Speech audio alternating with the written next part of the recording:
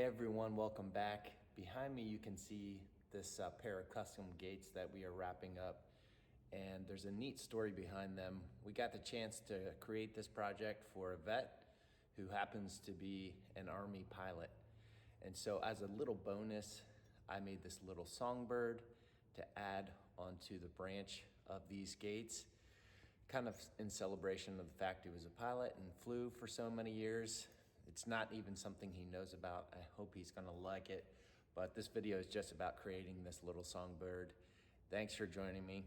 Also, next week, you might wanna hit that subscribe button because next week I'm gonna be releasing a video on restoring my grandfather's anvil, which is a really special video. So anyhow, thanks for joining us and hope you enjoy this one. I'm starting with 1.5 inch round mild steel to make the head, the body, and the tail of this Songbird. Right now I'm just using the edge of the dies to pinch off what's going to be the head.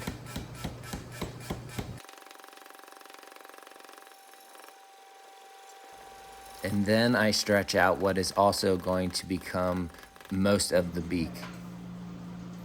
And the beauty of forging something out of larger stock is that you have plenty of material, and in this case, the beak just became super long, so you just cut it off and trim it.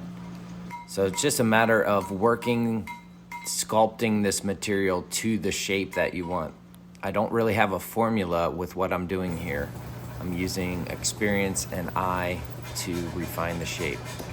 Now what I'm doing is taking this 1.25 inch round fuller and driving it on 3 sides to isolate the head from the body and push it down so that the top of the head and the shoulders are kind of on the same plane.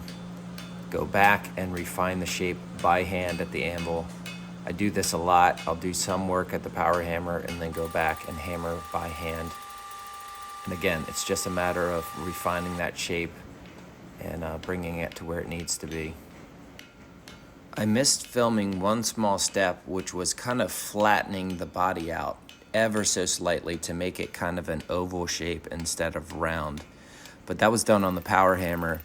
And now that the head and the body are mostly finished, I'm ready to pinch off what is going to be the tail feathers. So I'd come back over to the power hammer and do exactly that. Use the dies to pinch this off.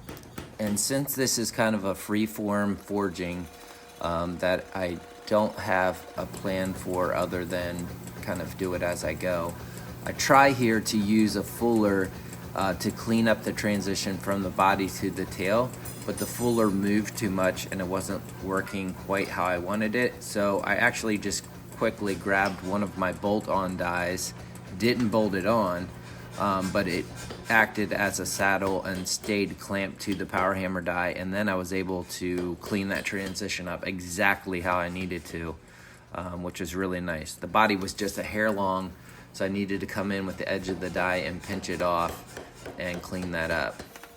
Now Jared's actually going to give me a hand with the top fuller so that we have kind of a top and bottom fuller.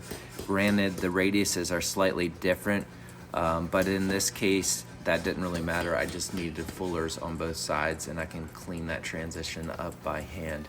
So working at the power hammer like that, it's a matter of pulling all the mass out.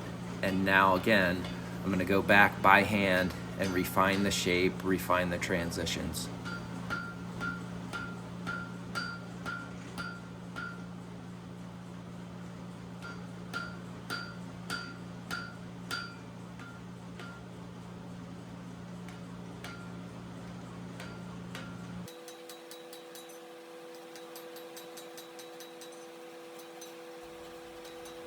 And once that shape is complete to my liking, again, it's easier to hold on to when it's attached to the bar, but now it looks really good. So I'm just gonna cut that off and I'll be able to clean it up and finish the transitions. You just cut it off on the hardy at the anvil, quick and easy. And then I'm taking that back over to the hammer and just thinning that tail out just a little bit more, refining the shape of those tail feathers, pulling it all out.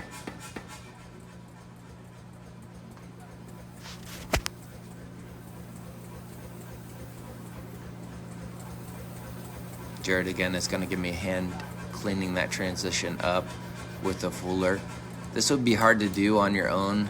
Not impossible, but it really helps to have someone with two hands on that fuller to keep it from bouncing around, because it does want to bounce off because of the percussion from the hammer blow.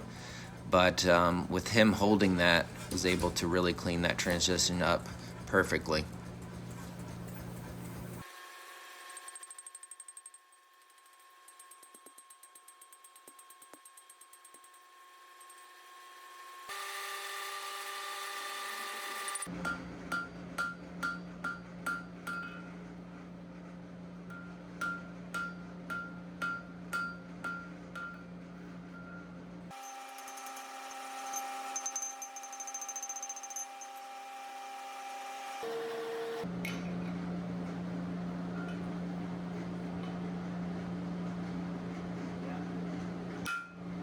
I really love this type of blacksmithing work, working at the anvil with a striker, and I'm really proud that we actually do this type of work in our shop.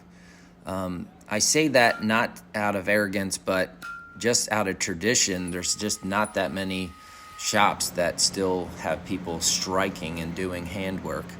And we obviously do a lot of power hammer work out of necessity and speed. But this is just beautiful blacksmithing. Set hammer, set tool, someone striking, just a rhythm and rhyme to the music of forging. It's a beautiful thing. And sometimes the best tool is a modern one. In this case, just using the grinder to clean up the transition of the head to the beak. And I sketched out a pattern for the wings, and then plasma cut them out of 1/8 inch plate. And then these would get taken over to the belt sander, clean up the profile, knock the slag off, and then they would be shaped and forged.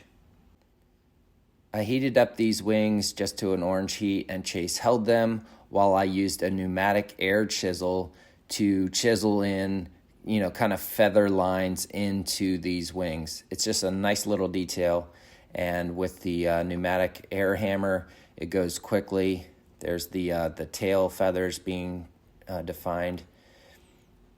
And then those wings were shaped in the swedge block, 2 different swedge blocks actually, one to cup the ends where they meet the body and one to just cup them. I forgot to film welding them on, but I did weld them onto the body. And now this is shaping the legs. I used a torch and some 1/4 inch round, and then I went over to the iron worker and cut some 1/8 inch round stainless steel TIG rod for what would become the feet. And now I'm gonna lay these feet out and TIG weld them together. There you can see this is all stainless TIG rod, and just some quick TIG welding to put these together. And then I would weld the feet onto the legs. I forgot to move the camera when filming, so I didn't get the chance to film welding the legs onto the body. That was done pretty much the same way that you see here. And that was the completed Songbird, which is, just a really cool detail. And again, to celebrate this guy's great career in flying for the Army. So as always, thank you for joining us on this journey, and really appreciate all the support for our channel. Have a good one. God bless. Bye.